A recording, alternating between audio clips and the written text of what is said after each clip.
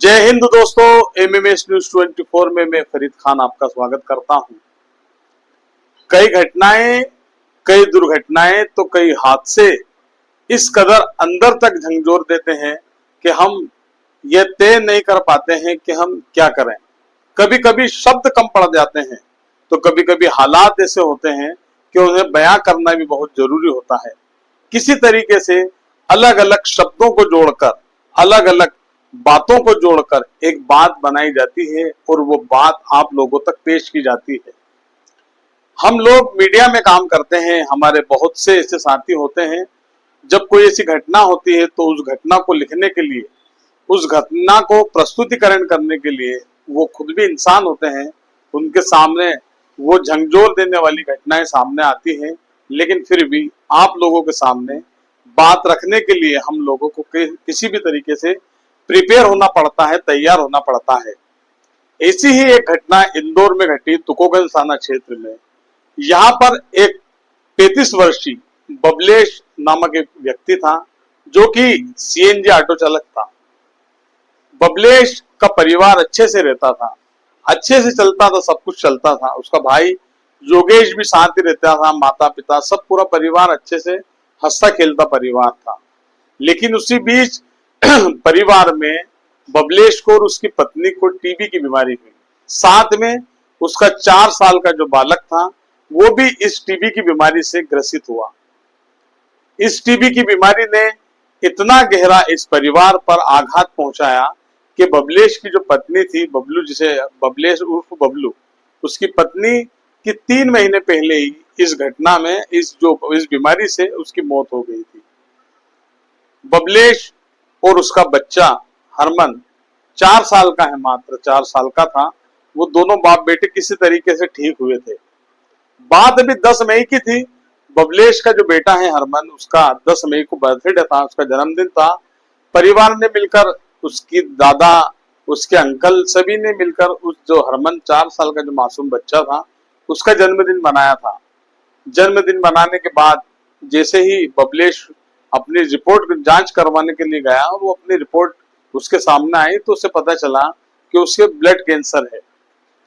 Blood cancer की बात सामने आने के बाद बबलेश टेंशन में रहने लगा कि उसने सोचा कि अब मेरे पास क्या बचा है, कुछ दिन बचे हैं। बस यही बात उसके दिमाग में घर करती गई। वो धीरे धीरे बबलेश ने एक बड़ा कदम उठाते हुए 24 तारीख को उसने अपने भाई योगेश को कहा कि योगेश तुम जाओ स्कूल के अंदर, अपनों को हरमन का एडमिशन कराना है, एडमिशन फॉर्म लेकर आओ, आईटीआई का फॉर्म लेकर आओ।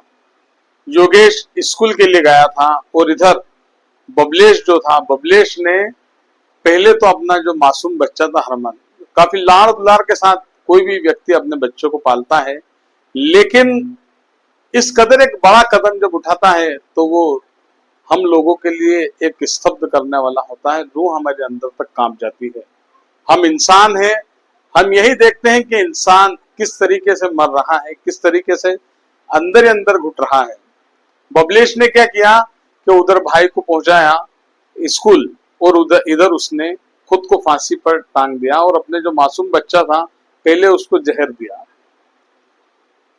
फांसी पर टंगने के बाद और बच्चे को जहर देने के बाद जब इन दोनों की मौत हुई, योगेश ने घर में आकर देखा, फॉर्म लेकर आया था अपने भाई के बच्चे के लिए, हरमन के लिए, लेकिन उसने जब देखा कि फांसी पर उसका जो भाई है बबलेश, जिसे बबलू प्यार से घर में कहते थे, उधर पिताजी वृद्ध हैं और वो संगीत सुन रहे थे, उन्हें दिखाई नहीं देता है, वो अपनी मस्ती में मस्त थे। उनको नहीं पता था कि उनके घर में उनका जवान बेटा 35 साल का और उनका मासूम 4 साल का हरमन जो उनका पोता है वो मौत की आगोश में समा चुका है। हरमन और बबलेश की लाश देखकर योगेश फपक पड़ा, चिल्ला उठा कि आखिर ये क्या हुआ। एक ही घर में एक बिस्तर पर भतीजे की लाश पड़ी है और जो भाई है वो घर में फंदे पर झूला हुआ है। ये जो घटना है, ये घटना हम लोगों को एक समझने के लिए बहुत जरूरी है। जैसे कि ये मानिए कि कभी किसी को कोई बड़ी टेंशन होती है, कोई बीमारी होती है, तो इसका मतलब ये नहीं कि हम खुद को या खुद के परिवार को खत्म करें। बबलेश ने जो कदम उठाया, बबलेश को कदम नहीं उठाना था, उसे जिंदगी से लड़ना था। उसने कैसे तय कर लिया कि वो ठीक नहीं हो सकता था? उसने कैसे तय कर लिया कि जो उसका बेटा था हरमन, उसकी कभी कोई परवरिश नहीं करता? हरमन की परवरिश भी होती और बबलेश भी शायद बच सकता। तो दुनिया के अंदर कई ऐसे लोग हैं जिन्हें ब्लड कैंसर या अलग अलग तरीके की जो ऐसी बीमारियां हैं जिनका कोई इलाज नहीं, लेकिन फिर भी वो जिंदगी से जुस्तजू करते हुए आगे बढ़ रहे हैं। आप लोगों को यही समझना चाहिए, हम लोगों को यही देखना चाहिए कि किसी भी तरीके की कोई आपदा आए, किसी भी तरीके की कोई बीमारी घेरे या किसी भी कोई बड़ी से बड़ी चुनौती हो, हमें कोई गलत कदम नहीं उठाना है।